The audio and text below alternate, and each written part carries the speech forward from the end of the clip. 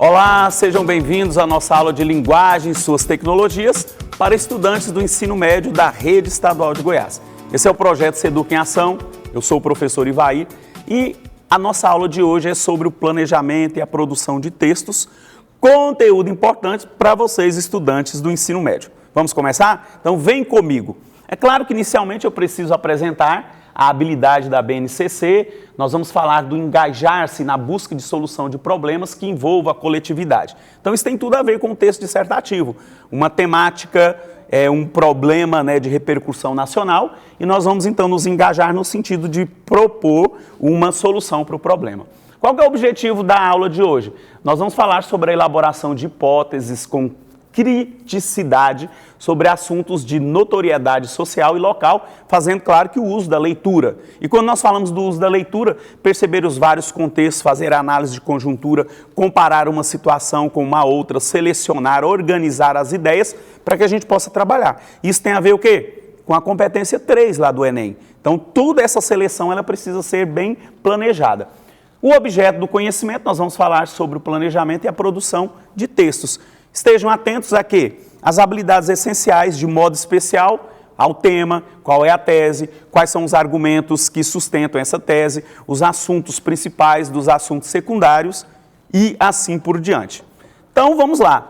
Texto dissertativo é a gente entender que ele é responsável por expor uma informação ou apresentar uma tese ou opinião a um interlocutor. Quando o emissor quer apenas apresentar informações, sem a intenção de convencimento, nós chamamos esse texto de dissertativo expositivo. Porém, quando ele pretende convencer o leitor acerca da sua ideia, do seu ponto de vista, e aí nós encontramos, portanto, o texto dissertativo argumentativo. É claro que eu preciso chamar a atenção de vocês sobre o quê? Sobre essa sequência argumentativa. Como que é essa sequência, vai? De olho na tela. É aquela em que se faz a defesa de um ponto de vista, de uma ideia, ou em que se questiona algum fato.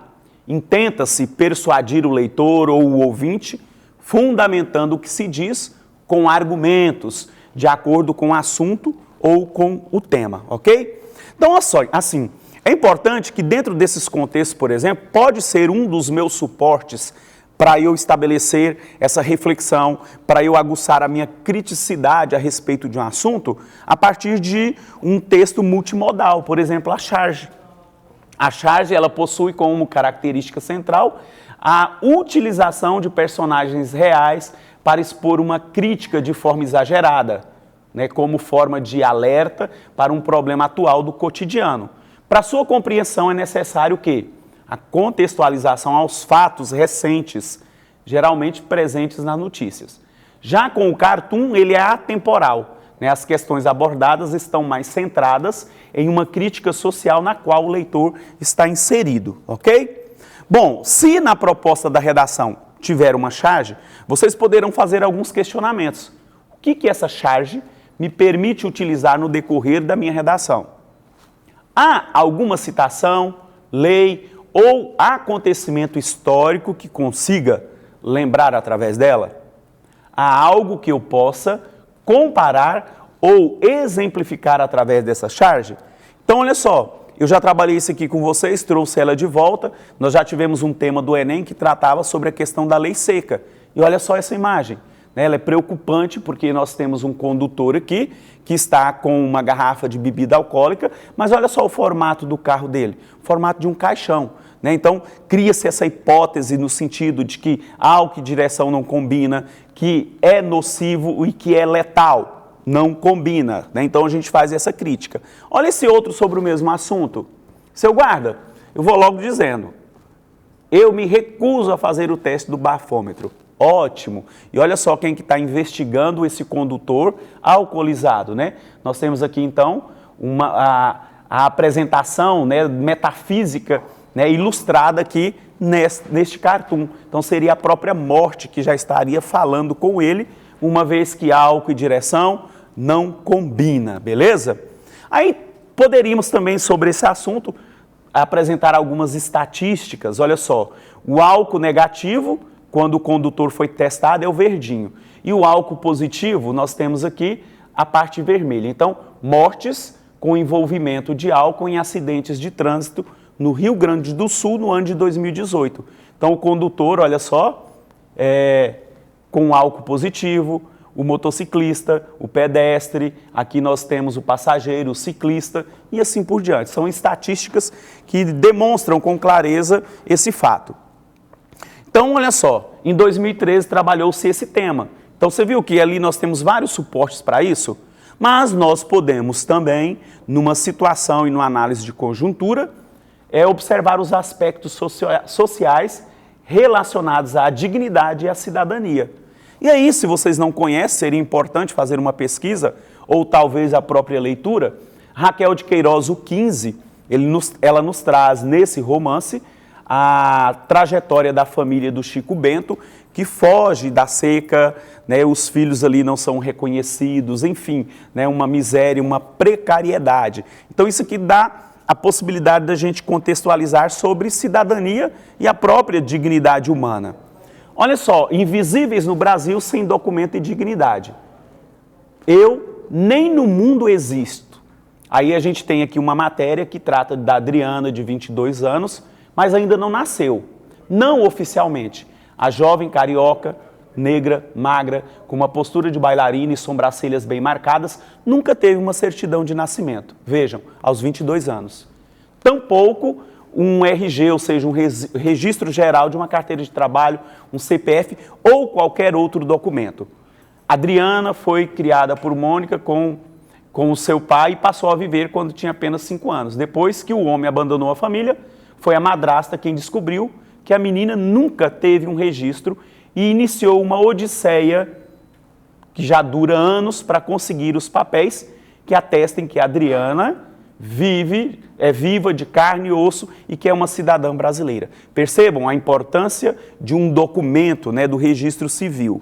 E aí, nós temos aqui um cartoon que trata sobre a dignidade, sobre cidadania, ó, aceito cartões. E aí vem uma crítica no sentido, né, de que moradores de rua, os pedintes hoje, e a gente já está percebendo, né, que as pessoas já não andam tanto com uma moeda física, ou seja, uma cédula.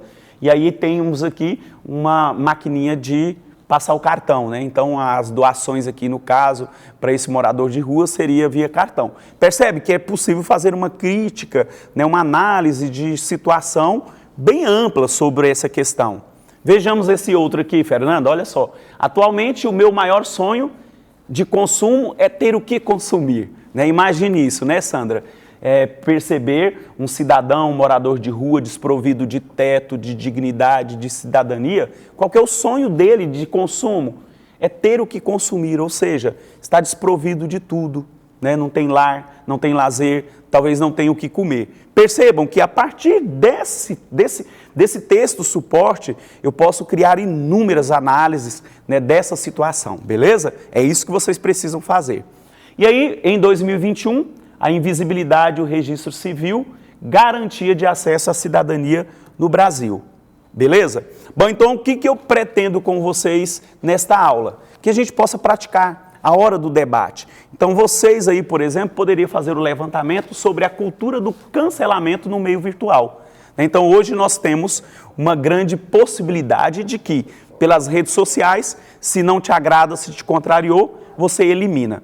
E a gente tem essa tendência também incorporada na nossa atitude nas relações interpessoais, né? Talvez a gente não tenha aquele cuidado, né, de preservação da convivência harmônica e aquele que pensa diferente a mim, eu excluo. Então a gente precisa pensar nessa análise de conjuntura, de que forma que isso, né, vem sendo reforçado. E a gente já até leu, né, Fernanda, aquele livro do Bauman, né, que fala justamente sobre o amor líquido. Então, assim, se não me agrada, eu desfaço. E aí as pessoas, os relacionamentos também vão se tornando como uma mercadoria, né, como um celular que se desatualiza, então já não quero mais, eu preciso de um novo, e assim por diante. E isso está muito aplicado e a gente precisa perceber, né, na atual conjuntura, nesse momento, de que forma que isso impacta a nossa vida. Educação financeira. E você, tem pensado na sua vida futura? Né, o pouco dinheiro que você recebe, a mesadinha, ou se você trabalha, o que você adquire, de que forma que você emprega o uso desse dinheiro? Ele é consciente? Você usa e compra coisas supérfluas que não precisam? Você procura guardar um pouquinho para o futuro? É importante, desde muito jovenzinho, a gente perceber que a educação financeira começa no sentido de que o que eu ganho, né, eu pago a todos, mas eu tenho me pagado? Pensar numa pequena economia, numa poupançazinha, pelo menos de 10% do que ganha. Ah, mas eu ganho tão pouco. Mas você tem que pensar também no futuro. Não é pensar só no prazer momentâneo, nada de epicurismo. Impactos da pandemia na educação. Nós já comentamos em algumas situações a inovação, o reinventar da escola, as aulas que tiveram várias plataformas, através da internet, através de uma interação virtual. Então foram algumas situações que, de uma certa forma, nos beneficiou. Como, Ivair? No sentido de que a gente teve que pôr a mão na massa e perceber que nós temos também outros recursos didáticos e que nós podemos também desenvolver a partir de novas metodologias. Então, existem aí uma série de situações que nós podemos perceber sobre o impacto da pandemia. Mas não esquecendo que quantos também ficaram excluídos desse processo porque no período de pandemia, de aulas remotas, não tiveram acesso à internet, não tinham um celular à disponibilidade, percebam? Eu tenho que abordar duas situações, o lado positivo e negativo. Isso é uma análise de conjuntura. Valorização do trabalho docente. Pensar também sobre isso, O professor, aquele que todos dizem, que é o que prepara o futuro do país, da nação, da nova juventude, mas a gente precisa pensar também de que forma que é a valorização do trabalho docente. E aqui eu não falo só também de uma questão financeira, mas é pensar de que forma que a sociedade também valoriza esse professor.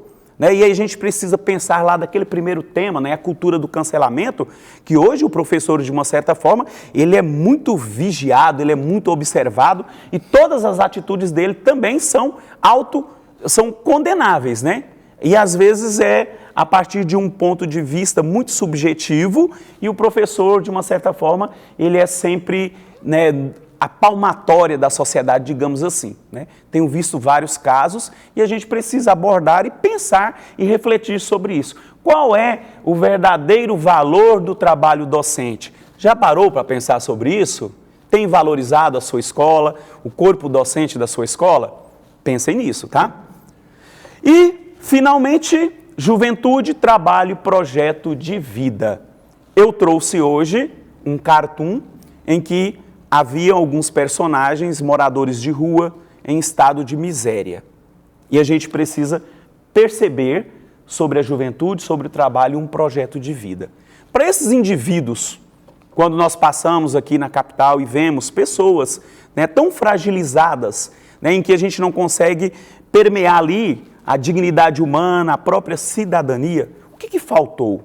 Faltou um projeto de vida? Então, e você, jovem? O que você pensa para o futuro? Para daqui a 5 anos? Para daqui a 10 anos? Como você tem projetado esse futuro? De que forma que você tem trabalhado para construir esse futuro? Vale lembrar a vocês que o futuro começa hoje, a partir do meu planejamento, a partir da minha ação. E você tem estudado, de fato, com responsabilidade? Tem aproveitado aí o seu tempo na escola? O que você tem lido, a partir da escola? Quais são as leituras que você faz? Isso tudo é um campo de formação, A gente precisa estar atento a tudo isso. O que você tem assistido? Quais são os documentários importantes que te levam a uma grande reflexão sobre o seu futuro? E aí, Sandra, E o Gustavinho, Eu sei que você, como mãe, tem preparado isso e educado nesse sentido de pensar no futuro, ou seja, para que o seu filho tenha um projeto de vida, não é isso? Não é isso, André? Projeto de vida, para os filhos. É o futuro, não é isso, Marcelo? Então, vem comigo, estamos encerrando a nossa aula, Dicas do Tio Ivair. Fiquem muito atentos ao gênero argumentativo. É falar, falar, falar. Só que o falar, falar, ele precisa ser transportado para a escrita, onde difere da oralidade, não é tão espontâneo, precisa ser organizado essas ideias para que o seu texto tenha clareza e coesão. Observe tema, tese e argumentação importantes na hora da escrita, ok? Muito obrigado, galera. Fiquem ligados, porque amanhã nós teremos mais aulas para vocês, estudantes do ensino médio, aqui na TBC. Forte abraço, beijo no coração. Partiu!